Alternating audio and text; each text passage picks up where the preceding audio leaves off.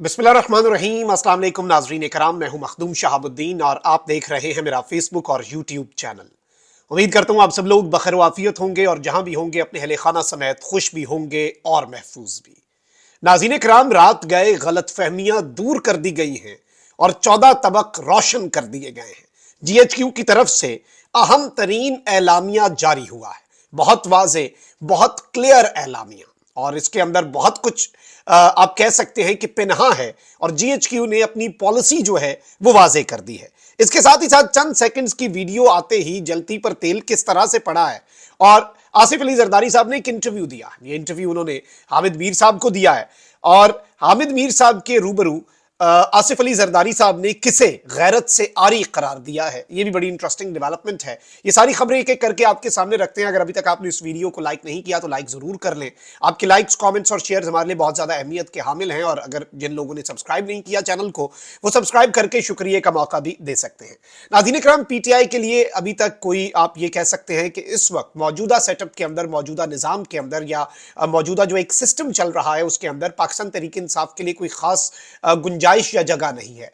और PTI के लिए गुंजाइश हो या ना हो, इमरान खान साहब के लिए तो कतन इस वक्त कोई गुंजाइश इस वक्त मौजूदा तौर पर एज ऑफ वी स्पीक, क्योंकि पाकिस्तान में कुछ भी कभी भी बदल सकता है। पाकिस्तान में अनसर्टेनिटी पाकिस्तानी पॉलिटिक्स के अंदर आप अंदाजा भी नहीं कर सकते कितनी है। अब यहां पर इंटरेस्टिंग चीज यह है कि पाकिस्तान तहरीक इंसाफ के लोग जो हैं उनके लिए मुश्किलात बढ़ती जा रही है इमरान खान के साथ जो है। अब असद कैसर साहब को आप देख लें कि अभी से कुछ देर पहले, बल्कि मेरे पास खबर आई है कि PTI के रहनुमा और साबिक स्पीकर कौमी असम्बली असद कैसर को दोबारा गिरफ्तार कर लिया गया, और इनके भाई आकिफुल्लाह के मुताबिक साबिक स्पीकर और PTI रहनुमा असद कैसर को चारसदा पुलिस ने दोबारा गिरफ्तार कर लिया। उन्हें सवाबी जेल से ही हिरासत में लिया गया। इससे कबल एंटी करप्शन अदालत ने असद कैसर की जमानत पर रिहाई का हुक्म दे दिया था। साबिक स्पीकर कौमी असम्बली असद कैसर पर मेडिकल कॉलेज सवाबी के लिए सामान की खरीदारी में खुर्द-बुर्द का ऑलरेडी इल्जाम है। असद कैसर की दोबारा गिरफ्तारी पर नायब सदर PTI खैबर पख्तूनख्वा जाहिर शाह ने अपने बयान में कहा कि साबिक स्पीकर की दोबारा गिरफ्तारी अफसोसनाक है। इस तरह की गिरफ्तारियों से PTI खत्म नहीं हो सकती। असद कैसर चट्टान की तरह चेयरमैन PTI के साथ खड़े हैं। और इस सबसे पहले आपको पता है कि 3 नवंबर को, इससे पहले असद कैसर साहब को अरेस्ट किया गया था। 23 नवंबर अब मजीद दूसरे केस में असद कैसर साहब को अरेस्ट कर लिया गया है। वहीं दूसरी जानिब इलेक्शन कमीशन इस वक्त बहुत ज्यादा चीजें जो हैं वो वाजे किए हुए है, और इलेक्शन कमीशन जो है वो इस वक्त बहुत कुछ अपना जो है वो क्लियर करने की कोशिश कर रहा है। अब इलेक्शन कमीशन क्लियर क्या कर रहा है? इलेक्शन कमीशन का आपको पता है कि एक जानिब जस्टिस अतर मिनल्ला साहब का जो नोट है वो बड़ा इंपॉर्टेंट है, जिसमें इलेक्शन कमीशन और सदर मुमलिकत जो है दोनों को आइन से गद्दारी का मुर्तकिब करार दिया गया है, और 8 फरवरी की डेट भी जो है उसे आइन की खिलाफ वर्जी ही, क्योंकि वो हो चुकी है और अब इसका इलाज नहीं मुमकिन, इसकी रेमेडी कोई नहीं है, और इसमें अब ये beyond jurisdiction and beyond all the possibilities है, क्योंकि वो डेट गुजर चुकी, 90 दिन में इंतखाबात नहीं हुए। अब ऑब्वियसली आगे बढ़ना है, नजरिया जरूरत कहें या जो मर्जी कहें। काजी साहब ने भी उसी चीज का सहारा लिया है और उसमें वो चीजों को आगे लेके चलना चाह रहे हैं। वैसे भी पाकिस्तान इस वक्त अनसर्टेनिटी का मुतामिल तो हो नहीं सकता। अब यहां पर मैं आपको यह बता दूं कि एक और डेवलपमेंट है इलेक्शन कमीशन से। Chief election commissioner Sikandar Sultan Raja की जेर सदारत इजलास में मुल्क में आइंदा बरस होने वाले इंतखाबात की तैयारियों का जायजा लिया गया। चीफ इलेक्शन कमिश्नर की जेर सदारत इंतखाबात की तैयारियों से मुतल्लिक इजलास में ब्रीफिंग के दौरान बताया गया कि इलेक्शन कमीशन इंतखाबात के लिए मुकम्मल तैयार है और हल्का बंदियों की हतमी फहरिस्त 30 नवंबर को शाया कर दी जाएगी। इलेक्शन कमीशन का कहना है कि इब्तदाई हल्का बंदियों पर तमाम जो उजरदारियों पर इलेक्शन कमीशन ने समात मुकम्मल कर ली है। हतमी इंतखाबी फहरिस्तों की प्रिंटिंग नादरा में जारी है। इजलास में बताया गया है कि सियासी जमातों की मुशावरत के बाद ज़ाब्ता इखलाक की इलेक्शन कमीशन ने मंजूरी दे दी है। ज़ाब्ता इखलाक का बाज़ाब्ता नोटिफिकेशन आइंदा चंद रोज में जारी कर दिया जाएगा। और बरोज जुमेरात मुल्क भर में आम इंतखाबात, आपको पता है कि 8 फरवरी 2024 का ऐलान ऑलरेडी है, और इंतखाबी शेड्यूल जो है वो भी आ जाएगा, और 30 नवंबर को बेसिकली हतमी फहरिस्त जो है हल्का बंदियों की वो जारी होगी। उसके बाद फिर इलेक्शन शेड्यूल की तरफ बढ़ सकेंगे। अच्छा, वहीं दूसरी जानिब आसिफ अली जरदारी साहब जो हैं सियासत के बड़े खिलाड़ी हैं, और इस वक्त बहुत कुछ चल रहा है। आसिफ अली जरदारी साहब ने हामिद मीर साहब को एक इंटरव्यू दिया है, और इस सब के अंदर उन्होंने बहुत से इंकशाफात किए हैं, और इस सब के अंदर उन्होंने कहा है कि इमरान खान हुकूमत में पीपल्स पार्टी को PTI से इत्तेहाद के लिए 6 वजारतों की पेशकश की गई थी। इमरान खान को ना निकाल निकालते तो वो एक फौजी के जरिए RO इलेक्शन करवा के 2028 तक हुकूमत बना लेते। और इस सब के अंदर हामिद मीर साहब के को इंटरव्यू में इन्होंने कहा कि इमरान हुकूमत माइनस जरदारी पीपल्स पार्टी चाहती थी, उन्हें मुल्क से बाहर जाने का कहा गया और कहा गया कि बाकी पीपल्स पार्टी 6 वजारतों के बदले PTI से मिलकर इलेक्शन लड़े। मेरे वर्कर मुझ पर बहुत एतमाद करते हैं, मैं खुद भाग कर जाता तो उन्हें क्या कहता। आसिफ जरदारी ने कहा कि इमरान खान हुकूमत के खिलाफ तहरीक अदम एतमाद दुरुस्त फैसला था। इमरान खान की वजह से पाकिस्तान दुनिया में तनहा हो गया था। इमरान खान मुल्क की मईशत के दुश्मन थे। इमरान खान को ना निकालते तो वो एक फौजी के जरिए RO इलेक्शन करवा के 2028 तक हुकूमत बना लेते, फिर 1 किलो दूध के लिए ट्रक भर के पैसे ले जाने पड़ते। अदम एतमाद वापस ले लेते तो पाकिस्तान के हालात बेहतर नहीं बदतर होते। ना एक्सपोर्ट थी, ना ज़र मुबादला था, ना दोस्त थे जो मदद कर सकते। हर चीज में डिफॉल्ट कर चुके थे। शहबाज शरीफ के नंबर भी ज्यादा थे। साबिक सदर ने कहा कि यकीन है कि अगले इलेक्शन 8 फरवरी को ही होंगे, इसलिए उनकी जमात एक्शन में है।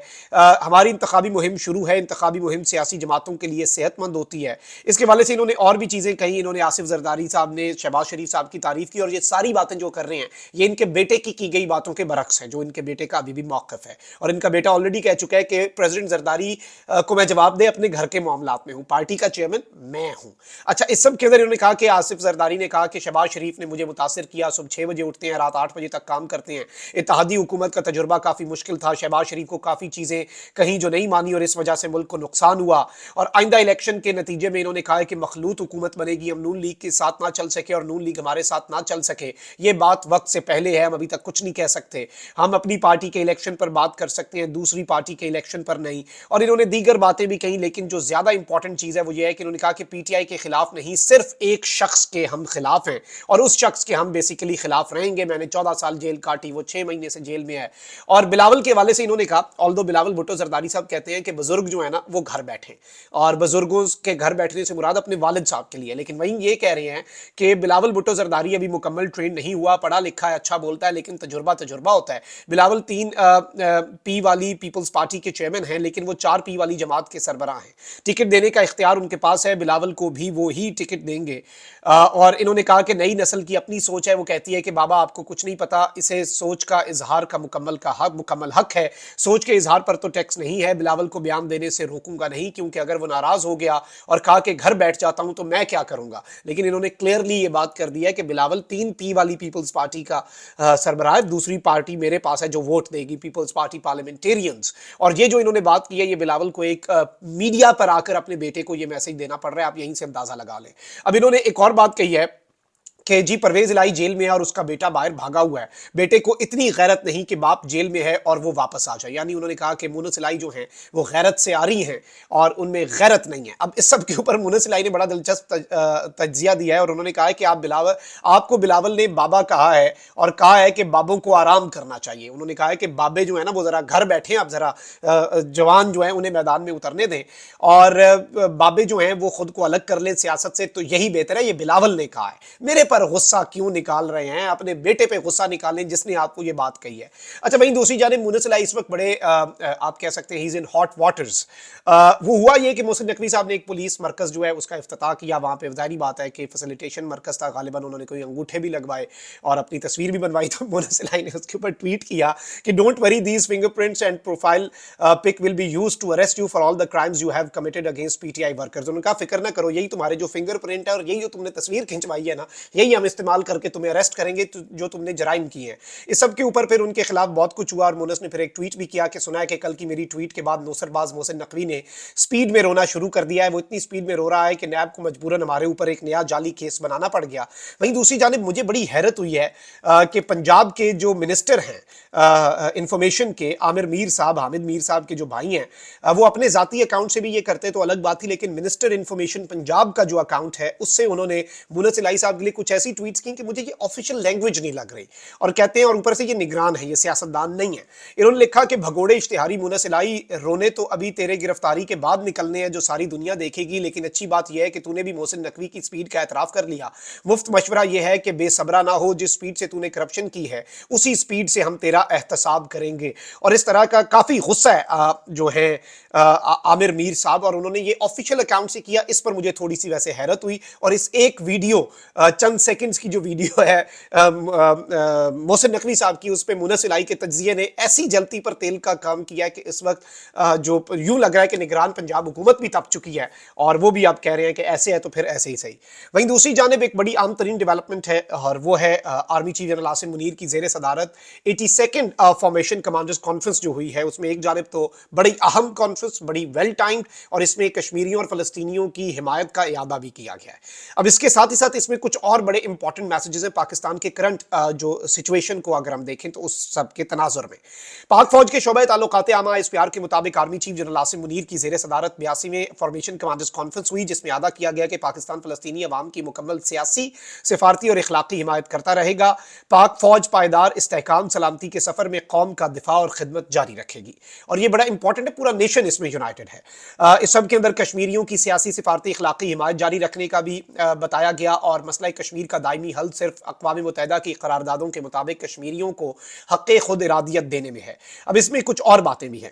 SPR کا کہنا ہے کہ فارمیشن کمانڈرز کانفرنس میں آرمی چیف نے ابھرتے خطرات سے نمٹنے کے لیے فارمیشنز کی آپریشنل تیاریوں، تربیت کے اعلیٰ معیار پر اظہار اطمینان کیا، اور پاکستان کی تمام تر فارمیشنز بالکل بلا شبہ تیار ہیں، اور دشمن کے کسی بھی طرح کے تھریٹ کا جواب دینے کے لیے مکمل طور پہ تیار ہیں اور رہیں گے۔ اور دشمن بڑی دفعہ کوشش کرتا ہے، وہ میاں والی ایئر بیس میں آئے تھے نا، پھر وہ تصویریں ان کی دہشت گردوں کی صفوں میں کھلبلی مچانے کے لیے کافی تھی، جب ان کی لاشوں کو وہاں پہ سامنے لٹایا گیا، اور پھر پیچھے جو تصویر تھی اس میں پیچھے لکھا تھا ویلکم ٹو PF بیس میاں والی۔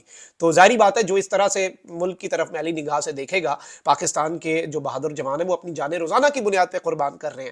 اب اس میں SPR کے مطابق فورم نے مسلح افواج کے افسران، جوانوں، قانون نافذ کرنے والے اداروں اور پاکستانی شہریوں سمیت شہداء کی عظیم قربانیوں کو زبردست خراج تحسین پیش کیا۔ SPR کا کہنا ہے کہ فارمیشن کمانڈرز کانفرنس میں فورم نے اظہار کیا کہ پاکستان کو غیر مستحکم کرنے کے لیے دہشت گردوں، سہولت کاروں کے خلاف ریاست مکمل طاقت سے نمٹے گی۔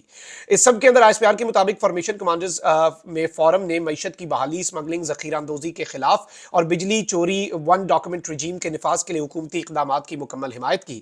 اس کے علاوہ غیر قانونی غیر ملکیوں کی وطن واپسی کے لیے حکومتی اقدامات کی حمایت کا اعلان بھی ہوا۔ اور اس سب کے اندر ایک اور بڑی امپورٹنٹ چیز ہے، وہ یہ ہے کہ اس میں کہا گیا ہے کہ چیلنجز کے باوجود گزشتہ کچھ مہینوں میں پاکستان میں اضطراب، غیر یقینی صورتحال میں کمی آئی۔ پاکستان میں امید، اعتماد اور استحکام میں اضافہ نظر آیا ہے۔ ذاتی مقاصد کے حصول کے لیے مایوسی پیدا کرنے والے مخصوص عناصر کی کوششوں کو شکست دی جائے گی۔